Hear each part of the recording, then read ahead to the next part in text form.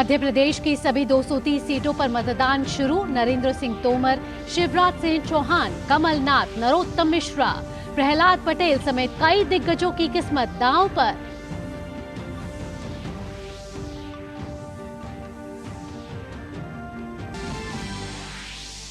छत्तीसगढ़ में विधानसभा चुनाव के दूसरे चरण की 70 सीटों पर भी होगी वोटिंग। चुनावी मैदान में 958 उम्मीदवार। 3 दिसंबर को आएंगे नतीजे।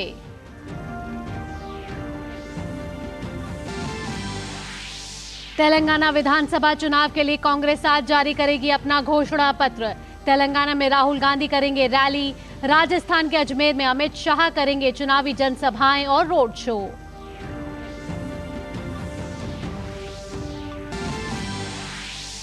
प्रधानमंत्री नरेंद्र मोदी आज दूसरे voice of global south summit के उद्घाटन सत्र की करेंगे अध्यक्षता। भारत की G20 अध्यक्षता में हासिल किए गए महत्वपूर्ण परिणामों को साझा करने पर होगा फोकस। अंतर्राष्ट्रीय खबरों में मालदीव के नवनिर्वाचित राष्ट्रपति डॉक्टर मोहम्मद मोइजू का शपथ ग्रहण समारोह आज। केंद्रीय मंत्री किरण रिजिजू करेंगे भारत का प्रतिनिधित्व।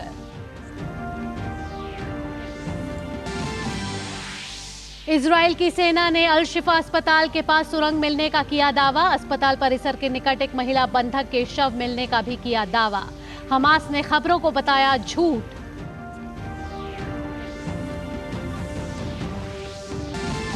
खेल की खबरों में ऑस्ट्रेलिया ने आईसीसी क्रिकेट विश्व कप के फाइनल में 8वीं बार बनाई जगह।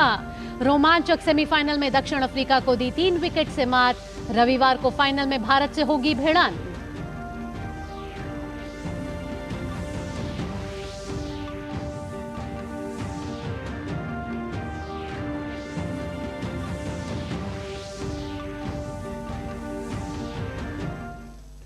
नमस्कार, डीडी न्यूज पर आप सभी का स्वागत है। मैं हूं आपके साथ भावना नैयर और शुरुआत विधानसभा चुनावों से जुड़ी खबरों से।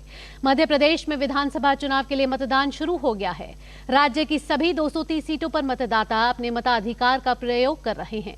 सुबह 7 बजे से शुरू हुआ मतदान शाम 6 बजे तक चलेगा। कुछ विधानसभा सीटों पर दोपहर 3 बजे तक ही मतदान होगा। इसमें बालाघाट जिले के बेहद, लांजी और परसवाड़ा विधानसभा सीट और मंडला और डिंडोरी जिले के कुछ मतदान केंद्र शामिल हैं। 252 महिलाओं समेत कुल 2533 उम्मीदवार मैदान में हैं। राज्य की हॉट सीट की बात करें तो बुदनी से शिवराज सिंह चौहान, छिंदवाड़ा से कमलनाथ, दिमनी से केंद्रीय मंत्री नरेंद्र सिंह तोमर, दतिया से नरोत्तम मिश्रा समेत कई दिग्गज नेता अपनी किस्मत आजमा रहे हैं। सुरक्षा के लिए केंद्रीय बलों की 700 कंपनियों के साथ साथ राज्य के 2 लाख पुलिस कर्मियों को तैनात किया गया है। मध्य प्रदेश में पहली बार युवाओं को भी 371 मतदान केंद्र संभालने की जिम्मेदारी दी गई है। वहीं महिलाओं द्वारा संचालित 5160 पिंक बूथ और दिव्यांगों द्वारा संचालित 183 मतदान केंद्र भी हैं। इसके अलावा 3000 आदर्श मतदान केंद्र और 60 पर्यावरण अनुकूल यानी ग्रीन मतदान केंद्र भी बनाए गए हैं। अब बात करें छत्तीसगढ़ की, तो छत्तीसगढ़ में विधानसभा चुनाव के दूसरे चरण के लिए सुबह 8 बजे से वोटिंग शुरू होगी। दूसरे चरण में 70 सीटों पर चुनाव हो रहे हैं। बिंद्रानवागढ़ विधानसभा सीट के 9 मतदान केंद्रों कामरभोदी, आमामोरा, ओड़, बड़े गोबरा, गंवरगांव, गरीबा, नागेश, सहीबिन छार और कोदोमाली में सुबह 7 बजे से मतदान शुरू हो गया है। इस सीट के 9 मतदान केंद्रों पर दोपहर 3 बजे तक मतदान होगा। इस चरण में कुल 958 उम्मीदवार मैदान में हैं। इनमें मुख्यमंत्री भूपेश बघेल, विधानसभा अध्यक्ष चरणदास महंत, उप मुख्यमंत्री टीएस सिंहदेव, भाजपा प्रदेश अध्यक्ष अरुण साव, विपक्ष के नेता नारायण चंदेल और केंद्रीय राज्य मंत्री रेणुका सिंह प्रमुख हैं। कुल 18,833 मतदान केंद्र बनाए गए हैं। इनमें से 727 ऐसे बूथ हैं जहां महिला मतदान कर्मी को तैनात किया गया है। राज्य में सुरक्षा के खासा इंतजाम किए गए हैं। चुनाव के नतीजे 3 दिसंबर को आएंगे। राजस्थान विधानसभा चुनाव को लेकर सियासी माहौल पूरी तरह से गर्म है। जैसे जैसे मतदान के दिन करीब आने के साथ साथ राजनीतिक दल पूरे जोर शोर से चुनाव प्रचार में जुट गए हैं। इसी कड़ी में आज केंद्रीय गृह मंत्री और भाजपा के वरिष्ठ नेता अमित शाह शाम अजमेर में जनसभाओं को संबोधित करेंगे और रोड शो करेंगे। अमित शाह की पहली जनसभा शाम करीब 4 बजे अजमेर के विजयनगर में होगी। वहीं 5:15 बजे अजमेर के ही नसीराबाद में वे रैली करेंगे। इसके बाद अजमेर से ही 6:30 बजे वे रोड शो करेंगे। और अब बात तेलंगाना की। तेलंगाना विधानसभा चुनाव के लिए कांग्रेस आज अपना घोषणा पत्र जारी करेगी। पार्टी अध्यक्ष मल्लिकार्जुन खड़गे आज हैदराबाद में पार्टी का घोषणा पत्र जारी करेंगे। इसके अलावा कांग्रेस के पूर्व अध्यक्ष राहुल गांधी आज चुनावी राज्य तेलंगाना में चुनावी रैली को संबोधित करेंगे और पदयात्रा निकालेंगे। राहुल गांधी की पहली जनसभा पिनापाका में होगी। पिनापाका से वह नरसमपेट जाएंगे, जहां वह विभिन्न कार्यक्रमों में शामिल होंगे। इसके बाद वह वारंगल में पदयात्रा भी करेंगे और पार्टी के लिए वोट मांगेंगे। तेलंगाना में 30 नवंबर को विधानसभा चुनाव के लिए मतदान होगा। बढ़ते हैं अन्य खबरों की ओर। प्रधानमंत्री नरेंद्र मोदी आज दूसरे voice of global south summit के उद्घाटन सत्र का नेतृत्व करेंगे। भारत वर्चुअल प्रारूप में शिखर सम्मेलन की मेजबानी कर रहा है। इसमें 8 मंत्री स्तरीय सत्र आयोजित किए जाएंगे। भारत की पहल पर इस मंच पर ग्लोबल साउथ के देशों के मुद्दों को रखना और दुनिया को इन समस्याओं से वाकिफ कराना है।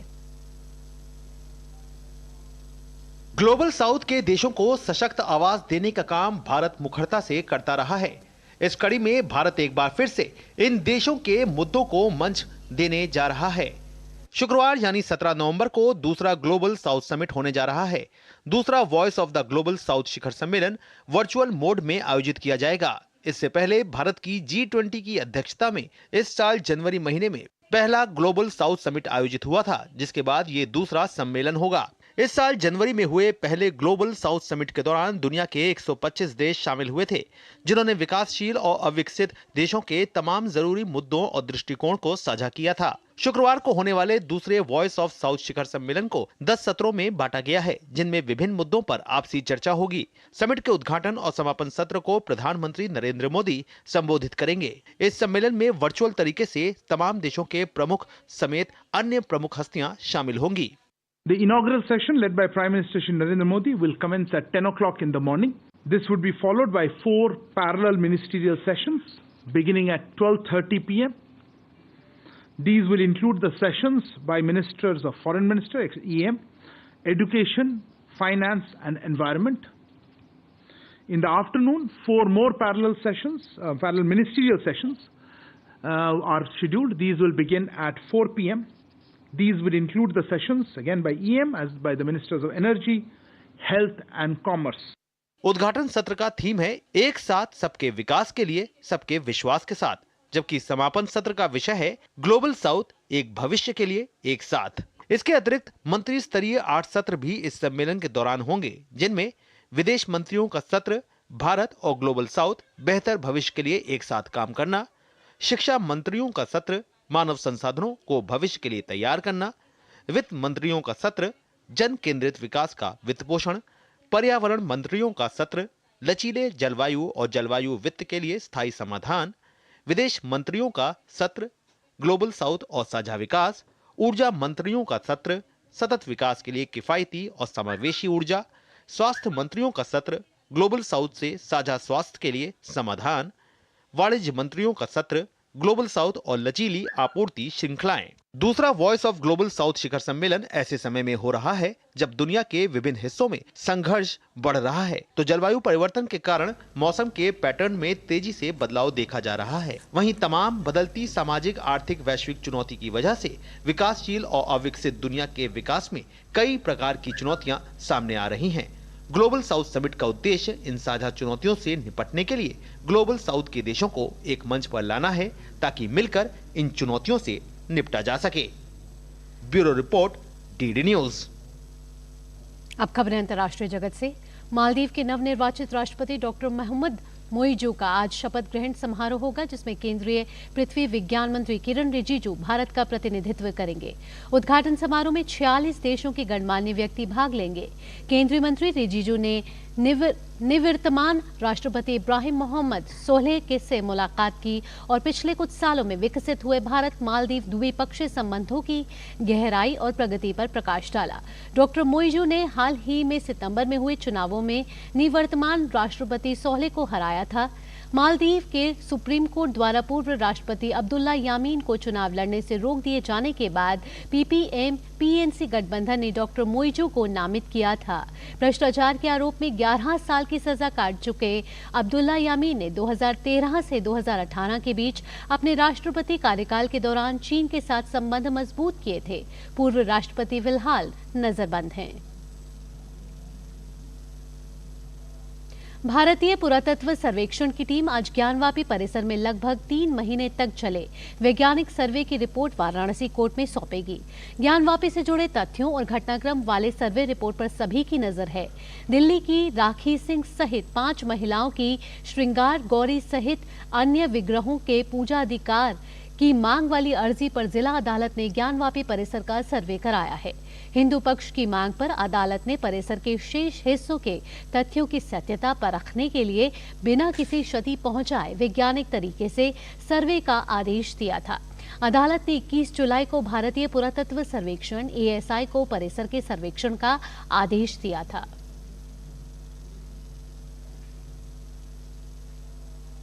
राष्ट्रपति के अंगरक्षकों ने 250 साल की अपनी सेवा का जश्न मनाया। इस ऐतिहासिक मौके पर राष्ट्रपति द्रौपदी मुर्मू ने परेड की समीक्षा की। राष्ट्रपति भवन के प्रांगण में आयोजित इस समारोह के दौरान बैंड डिस्प्ले, घुड़सवारी का प्रदर्शन, भारतीय मार्शल आर्ट प्रदर्शन और संगीत में सवारी का आयोजन किया गया। पेश है हमारे संवाददाता गिरीश निशाना की एक खास रिपोर्ट। ये हैं प्रेसिडेंट बॉडीगार्ड, जिन्हें राष्ट्रपति के अंगरक्षक भी कहा जाता है। इनका इतिहास 250 वर्षों से भी पुराना है। जी हां, भारत के राष्ट्रपति के अपने गार्ड के रूप में इन्हें भारतीय सेना की एकमात्र सैन्य यूनिट होने का भी विशेष गौरव प्राप्त है। इन्हें राष्ट्रपति के अंगरक्षक यानी PBG के रूप में भी जाना जाता है। अपने गौरवमयी इतिहास को समेटे हुए गुरुवार की शाम एक समारोह आयोजित किया गया। इस समारोह में राष्ट्रपति द्रौपदी मुर्मू ने परेड की समीक्षा की।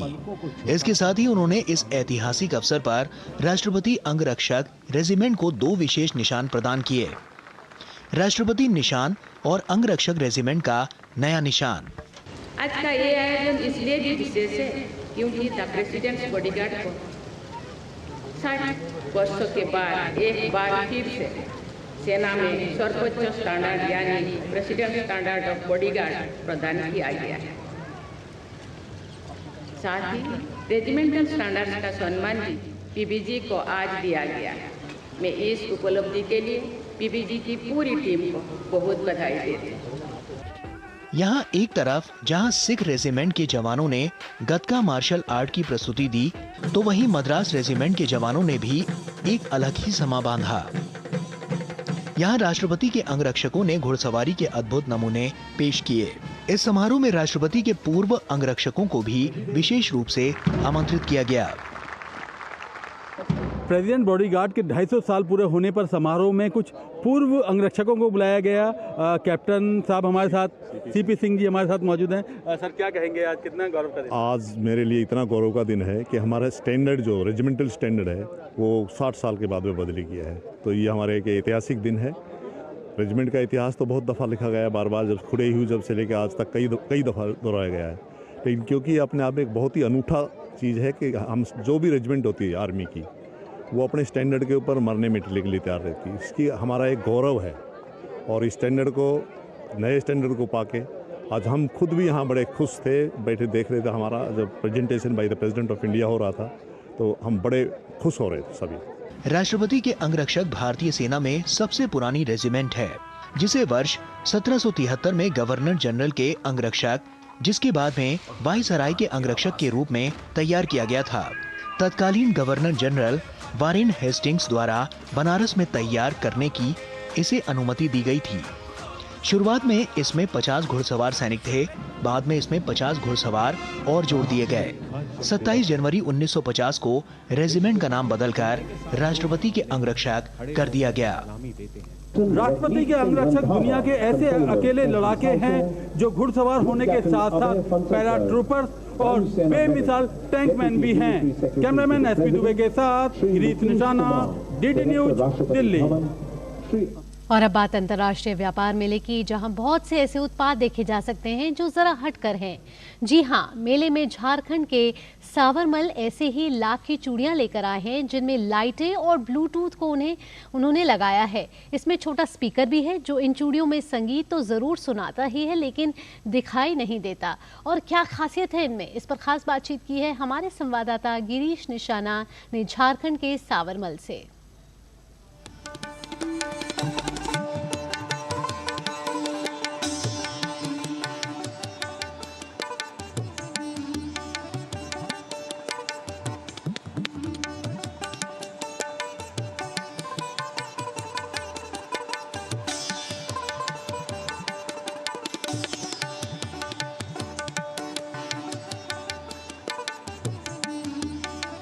अंतर्राष्ट्रीय व्यापार मेले में आपको एक से बढ़कर एक उत्पाद मिल जाएंगे।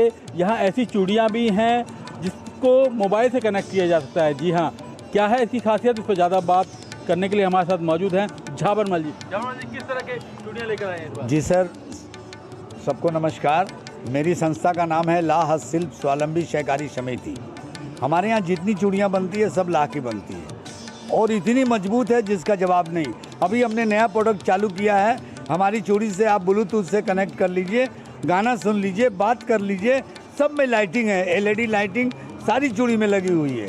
हमारी कोई भी चूड़ी माने अजूबी टाइप की चूड़ी है, वो चूड़ी नहीं मिलेगी कहीं। जो क्या क्या लगाया है आपने? स्पीकर लगाया है, क्या क्या लगाया है? उसमें स्पीकर है, उसके अंदर बैटरी है, उसके अंदर चार्जेबल कोड है, उसके अंदर ऑन ऑफ का भी कोड है, लेकिन नज़र नहीं आएगा, कोई भी चीज़ नज़र नहीं आएगी कि कहाँ पर इसका कनेक्ट है। और ये दिल्ली वालों का प्रेम है, 15 साल से आ रहे हैं, खूब मोहब्बत मिलती है। कितने रुपए की आप यहाँ बेच रहे हैं?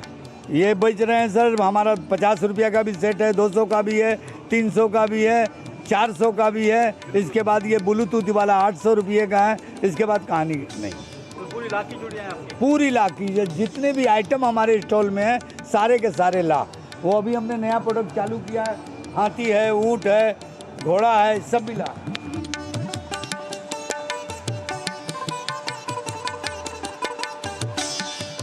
ये जितने भी आइटम है टोटल ला के आप जितना पटक दीजिए कोई ब्रेक नहीं करेगा, इतना हमने स्ट्रॉन्ग बनाया है। तो कहीं ना कहीं लाख के उत्पाद यहाँ पर साबरमल जी लेकर आए हैं। अगर आप भी अंतर्राष्ट्रीय व्यापार मेले का दीदार करने आ रहे हैं तो ये लाख से बने उत्पाद देखना ना भूलें और ख़ासतौर पर इन चूड़ियों को भी ना देखना भूलें जिन्हें कहीं ना कहीं ब्लूटूथ के साथ कनेक्ट किया गया है।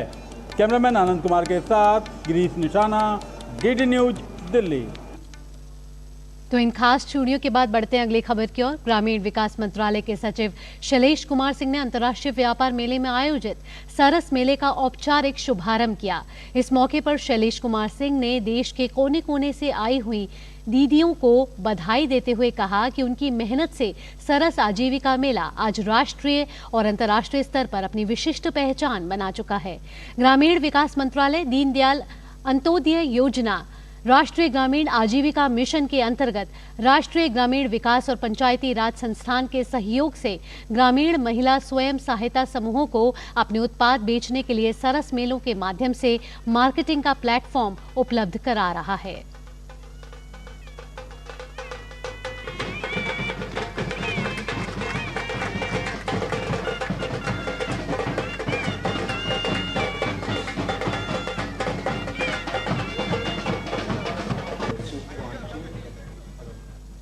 हमारा दीनदयाल अंत्योदय योजना राष्ट्रीय ग्रामीण आजीविका मिशन महिलाओं के सशक्तिकरण के लिए एक बहुत बड़ा माध्यम बन के उभरा है भारत सरकार की ओर से। और इसके तत्वावधान में जो हम लोगों ने इस मेले का आयोजन किया है, ऐसे मेलों का आयोजन हम लोग करते रहे हैं, ये 25वीं सालगिरह है।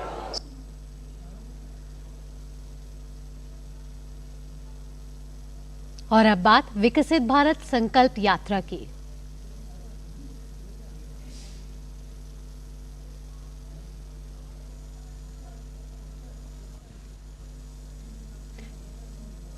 प्रधानमंत्री ने प्रमुख सरकारी योजनाओं का लाभ सुनिश्चित करने के लिए बुधवार को विकसित भारत संकल्प यात्रा की शुरुआत की है। इस यात्रा में सरकार मिशन मोड में देश के गांव-गांव तक जाएगी। हर गरीब, हर वंचित को सरकारी योजनाओं का लाभार्थी बनाया जाएगा। देखते हैं हमारी खास रिपोर्ट।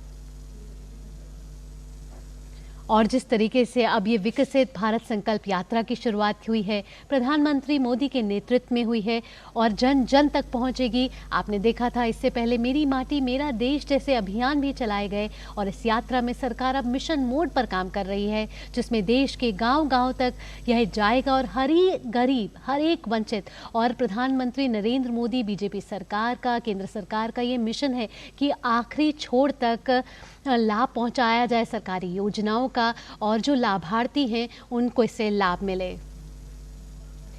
और इस रिपोर्ट को देखने से पहले आइए चलते हैं, एक छोटा सा ब्रेक ले लेते हैं। ब्रेक के बाद भी डीडी न्यूज पर खबरों का सिलसिला जारी रहेगा।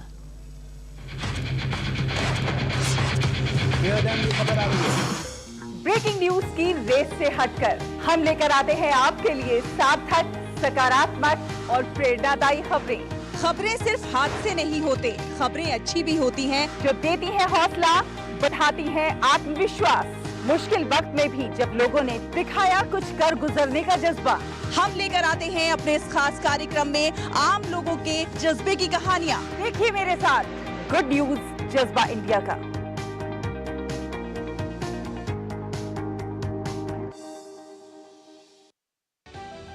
समाज की बेड़ियां तोड़कर हासिल किए अनोखे मुकाम,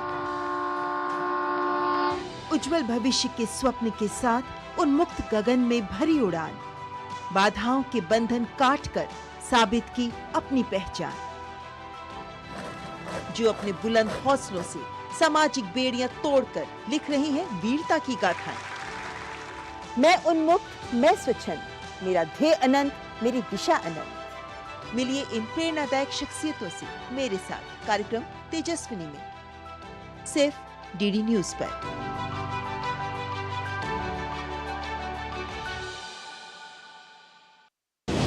पांच चुनावी राज्यों की चुनावी मिसाल: छत्तीसगढ़, मध्य प्रदेश, राजस्थान, तेलंगाना, मिजोरम का सियासी घमासान। किस राज्य में किसकी बनेगी सरकार? क्या है राजनीतिक दलों के दावे और क्या है उनकी हकीकत? हर राज्य की चुनावी खबर और जनता के मुद्दे, होगा चुनाव से जुड़ी हर खबर का अपडेट। देखिए जनादेश सोमवार से शुक्रवार हर शाम 7 बजे सिर्फ डीडी न्यूज पर। ब्रेक के बाद आप सभी का स्वागत है और बढ़ते हैं अगली खबर की ओर। अगली खबर है खेल से जुड़ी हुई। ऑस्ट्रेलिया ने आईसीसी विश्व कप के फाइनल में स्थान बना लिया है। रोमांचक सेमीफाइनल में ऑस्ट्रेलिया ने दक्षिण अफ्रीका को 3 विकेट से हराने में सफलता पाई है। फाइनल में ऑस्ट्रेलिया का सामना रविवार को भारत से होगा। जीत के लिए मिले 213 रन के लक्ष्य को ऑस्ट्रेलिया ने 48वें ओवर में 7 विकेट खोकर हासिल कर लिया। वार्नर और ट्रेविस हेड ने ऑस्ट्रेलिया को तेज शुरुआत देते हुए पहले विकेट के लिए 60 रन जोड़े। वार्नर 29 रन बनाकर आउट हो गए। मिचेल मार्श खाता भी नहीं खोल सके। ट्रेविस हेड ने 62 रन की तेज पारी खेली। लाबुशेन ने 18 और मैक्सवेल 1 रन बनाकर आउट हो गए। स्मिथ 30 रन बनाकर आउट हुए। वहीं इंग्लिश ने 28 रन की पारी खेली। इसके बाद कमिंस और स्टार्क ने संभल कर खेलते हुए टीम को जीत दिला दी। मैच में दक्षिण अफ्रीका ने टॉस जीता और पहले बल्लेबाजी करने का फैसला किया। दक्षिण अफ्रीका की शुरुआत अच्छी नहीं रही और टीम का पहला झटका कप्तान टेम्बा बेवुमा के रूप में लगा, जो 0 पर मिचेल स्टार्क की गेंद पर जोश इंग्लिश के हाथों विकेट के पीछे लपके गए। अफ्रीका इस झटके से उभर भी नहीं पाया था कि टीम को दूसरा झटका क्विंटन डिकॉक के रूप में लगा, जिन्हें जोश हेजलवुड ने 3 रन पर वापस पेविलियन पहुंचा दिया। मिलर और क्लासन ने 5 विकेट के लिए 95 रन जोड़े। क्लासन ने 47 रन बनाकर पारी खेली। डेविड मिलर ने एक छोर को संभाले रखते हुए शतक पूरा किया। वो 101 रन बनाकर आउट हुए। दक्षिण अफ्रीका की पूरी टीम 49 ओवर और 4 गेंद में 212 रन पर आउट हो गई। इसी के साथ इस बुलेटिन में इतना ही। अगला कार्यक्रम आप देखेंगे नया सवेरा। फिलहाल मुझे और हमारी पूरी टीम को दीजिए इजाजत। नमस्कार। भारत में क्रिकेट